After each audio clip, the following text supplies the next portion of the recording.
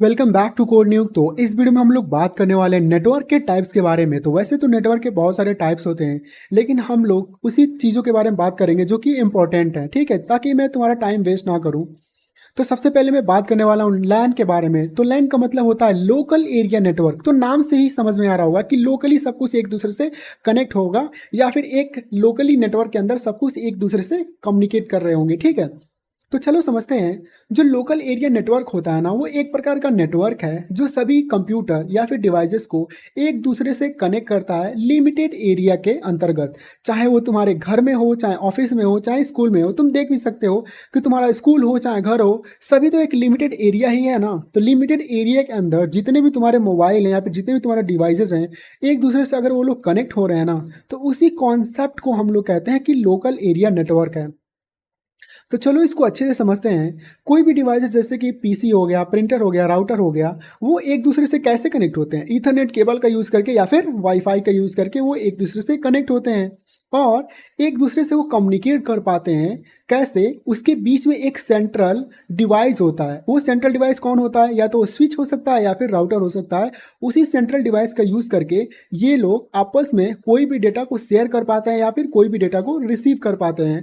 और एक और बात बताओ, जब सारे डिवाइसेस एक दूसरे के इतने नज़दीक नज़दीक हैं, तो डेटा शेयर करने का स्पीड भी तो बहुत ज़्यादा होगा ना। तो सही बात है, डेटा शेयर करने का स्पीड भी कम से कम 1 GB से ज़्यादा ही होता है।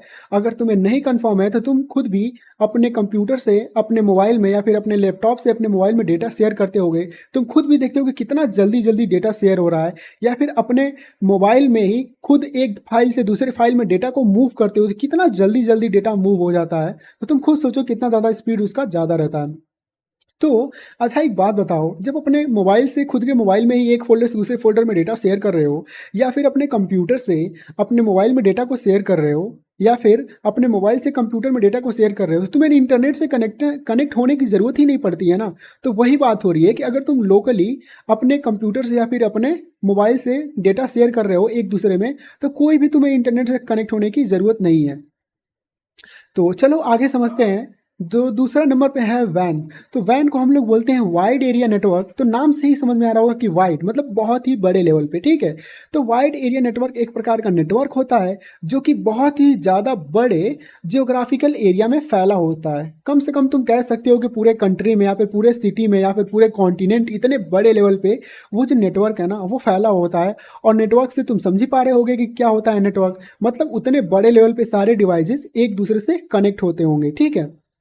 या फिर इसको ऐसे भी समझ सकते हो कि बहुत सारे लोकल एरिया नेटवर्क या फिर बहुत सारे मेट्रोपॉलिटन एरिया नेटवर्क अगर एक दूसरे से मिल जाए ना पूरा ग्लोबल लेवल पे, तो उस चीज़ को हम लोग कहते हैं, उसी कॉन्सेप्ट को हम लोग कहते हैं वाइड एरिया नेटवर्क। तो इसको हम लोग इंटरनेट भी कह सकते हैं, क्योंकि इतने बड़े लेवल पे हो रहा है, इतने बड़े लेवल पे नेटवर्क हो रहा है, तो उसको तुम इंटरनेट भी कह सकते हो ना।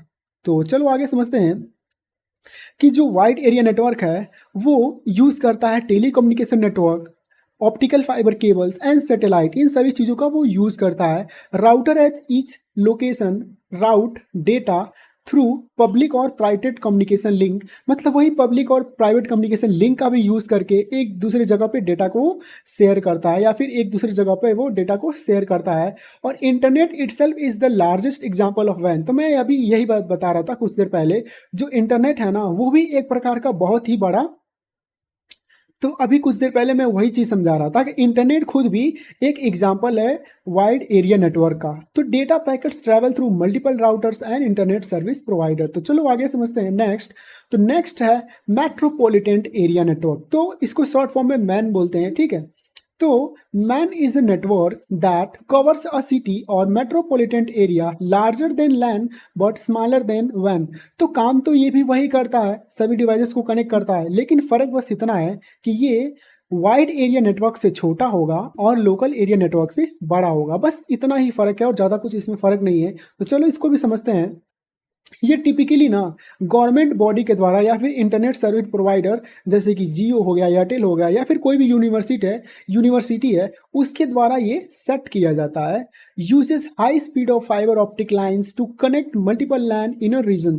तो समझो कि जब इतने प्राइवेट बॉडी या फिर गवर्नमेंट बॉडी के द्वारा ये सब सेट किया जाता है तो अच्छे तरीके से फाइबर लाइन को सब कुछ इंप्लीमेंट किया जाएगा ताकि स्पीड अच्छा पकड़े, ठीक है। Often use for smart city infrastructure, university campus और cable TV network. I think तो तुम्हें अच्छे तरीके से सारी चीज़ें समझ में आई होंगी। So thank you for watching this video.